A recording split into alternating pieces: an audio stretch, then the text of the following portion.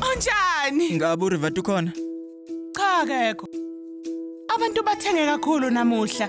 Manje uhambisa amakheke. Awukulungile. Kodwa usenesikhathi ehambile. Sekusikhathi sakhe sokubuya manje. Ngana, woza ngaphakathi. Cha auntie. Hayibo, wenzani? Njengoba usulapha Linda. Futhi ke lalela ke. Ngenzisa inkosombila, ngiyazi uyasithanda. Uyasithanda. Yebo. Ngikwazi kahle. Ngizokunika inkosombila netiye. Nobaba Rivat ukhona, ha? Asahambe woza soxoxa kancane. Anginjalo nje ngizoza futhi ngesinye isikhathi kulungile ngiyathembisa. Ngempela. Yash.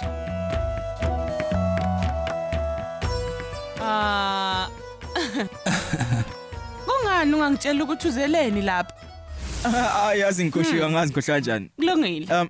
Izolo mina noRivat sambile sayimakethe yazi. Sambile sawuthenga izinto zokubhaka. Uqinisile. Angizange ngikutshele ngokwenzekile izolo yini. Ngikhohliwe itrailer lami laphana. Lokubhaka esikhwameni saRivat ngephutha. Kulungile. Kungani ungamfonela? Oh yazi bengicabanga ukuthi bengifuna nje ukuthatha itray kuphela nje kuphela yazi. Akukho kunye okuningi yazi. Nazo. Kodwa wena ngempela ucabanga ukuthi ama-tray asekhona lapha? Yebo, itray lisakhona. Ngempela? Kulungile, hamba wabheka.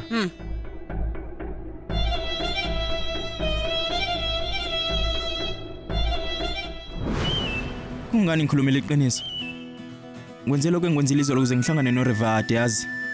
Ngize ngaqamba amanga kuyena ngosuku lokuzalwa. Ngize ngathenga into zokubhaka ngithengela yena. Ngafihla itray lokubhaka esikhwameni sakhe ukuze ngimbone. Sengiyone yonke lento manje yazi. Kwenze njani?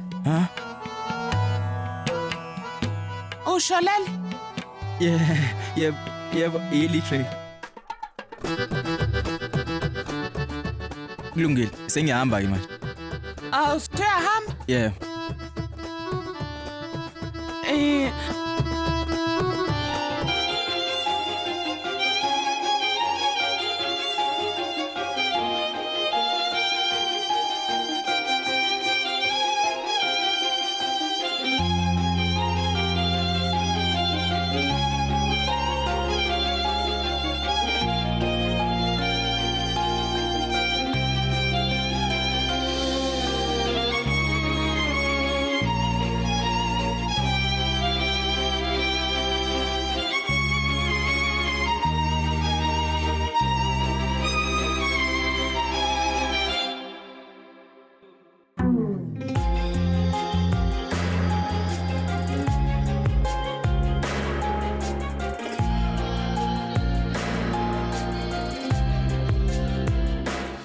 AJ, angive ngikuthanda kakhulu futhi.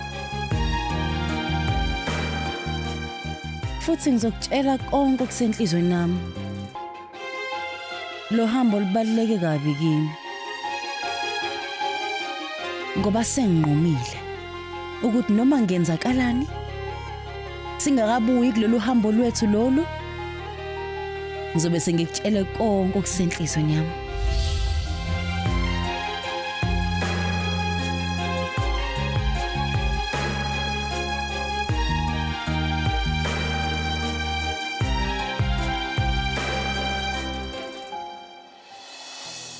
Konke kwesaba kwethu manje kuvela obala. Ya Lakshmi, ulila uselungisela ukugqoka into yasedolweni ekhanda. Saru, isivikela samadolo sifakwe emadolweni. Ini? Kanti sisigqoka isivikela dolo ekhanda? Saru, Lakshmi, uAJ basidinga isivikela dolo ngoba bashadile. Saru, ngiyacela, ngiyakuncenga. Ngicela sibhekane nalenkinga. Okanye kuzosiphaqa ukuthi sibone uAJ noLila bephila impilo yabo. Cha, Lakshmi. Noma ngabe kuthiwa kwenzakalana ngeke ngize ngiyivumele lento ukuthi yenzeke. Lakshmi. Kuzomela ukuthi senze okuthize. Ukuze uLila ngakwazi ukungena kulowa mkhumbi.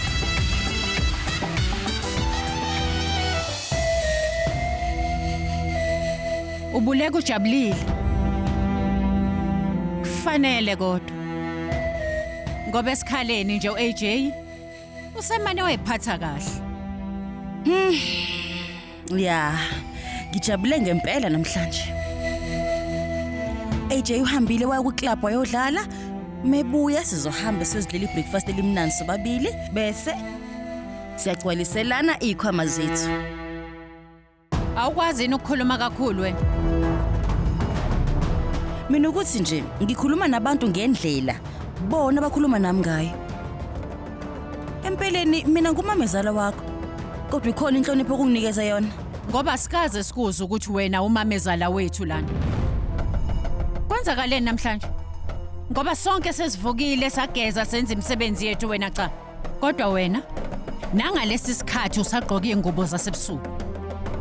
Wenza kanje umamezala? Noma nganjalo iqiniso kodwa. Cha kumane kwayibhadi lethu.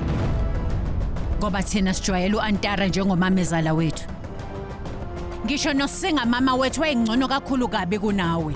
Hayi, kushuthi wayengcono ke impela kodwa angisho lutho kuwena. Kodwa kuba manje mina umamezala wakho. Lila.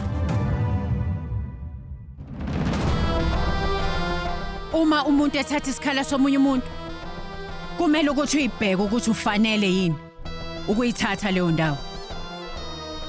Ingabe uyazi kodwa ukuthi uAntara wayenjani? Wedurka wena wenzani ngempela? Buka.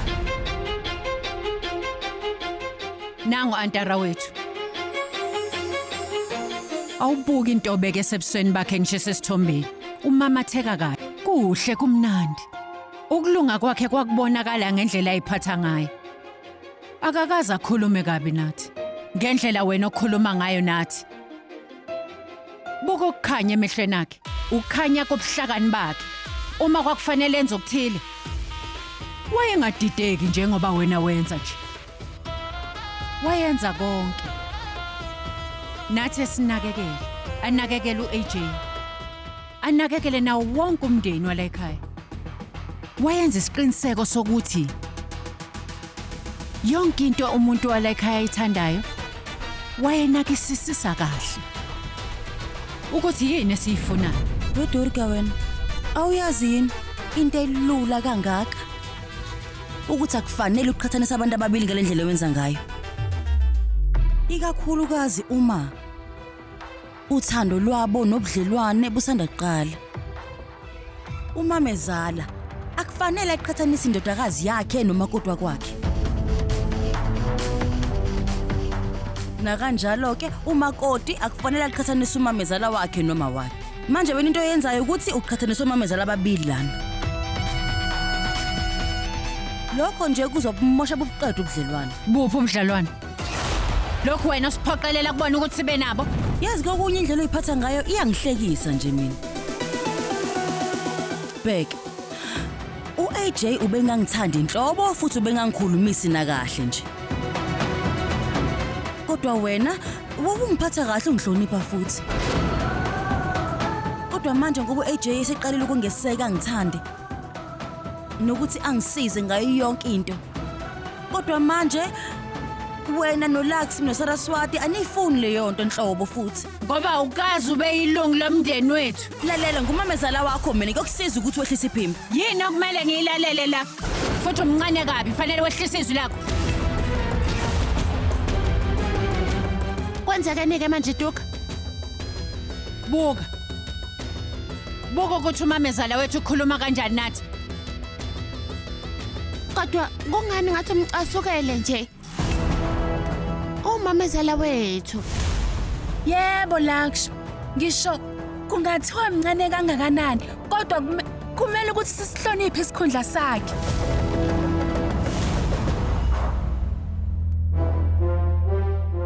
Manje usuzuthatha iside lakhe. Duka, noma ngabe kwenzakalani thina sizohlangana thina lodwa.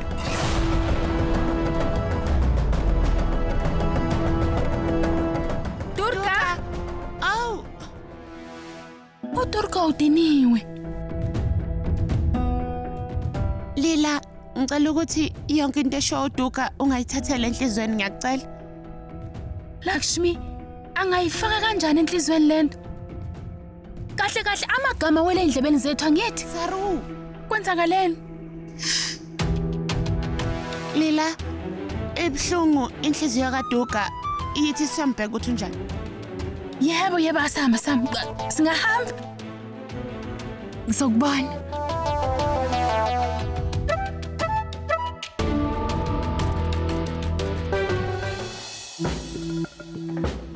Ucabanga ukuthi uyini olila la? Akekho umuntu oke. Ungaphuthelwa ukuzibophezela ngo7 ntambama njalo ngomsombuluko kuya kuLesihlanu on yours truly Zizonke Sisonke DStv channel 169.